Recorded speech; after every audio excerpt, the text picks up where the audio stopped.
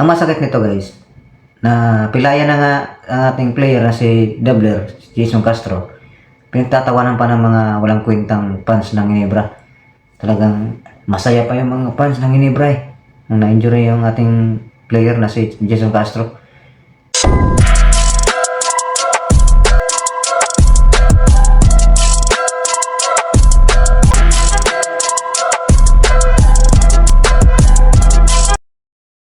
So, yun guys,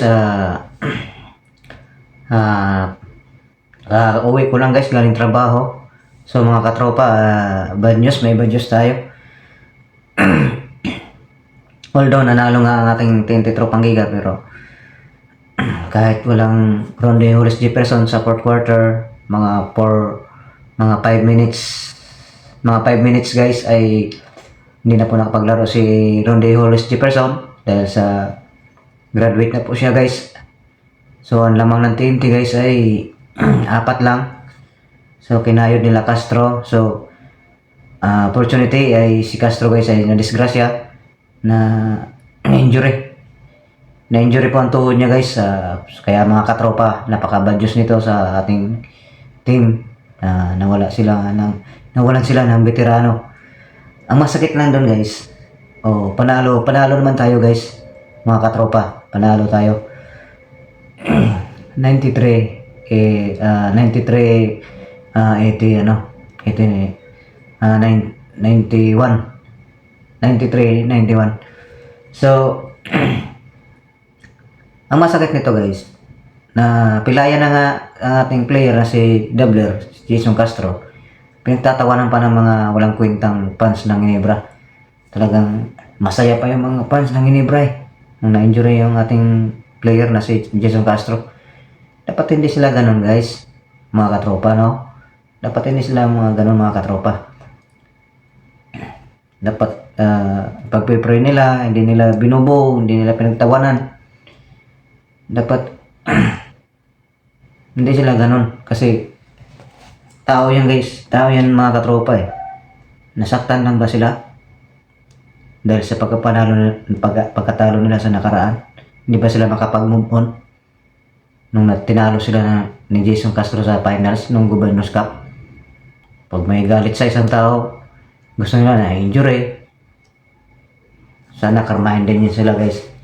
So sana ipag-pray natin si Dabler, Jason Castro, na mabilis yung pagka-recover niya.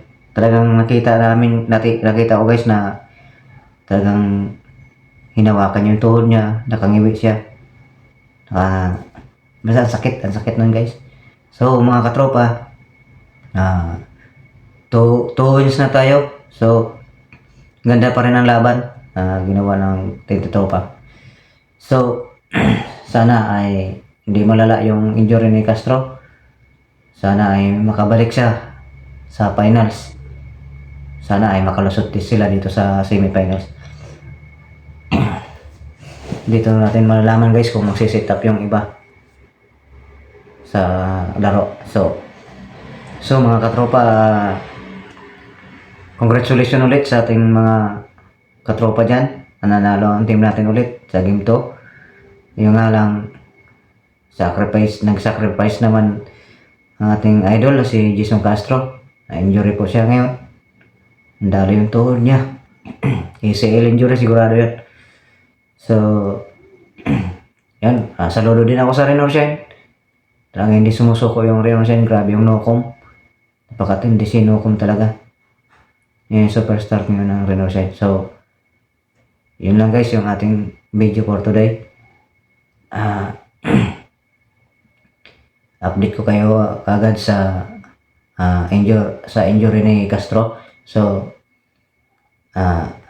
maraming salamat sa inyong panonood at shoutout lahat sa ating mga katropa dyan.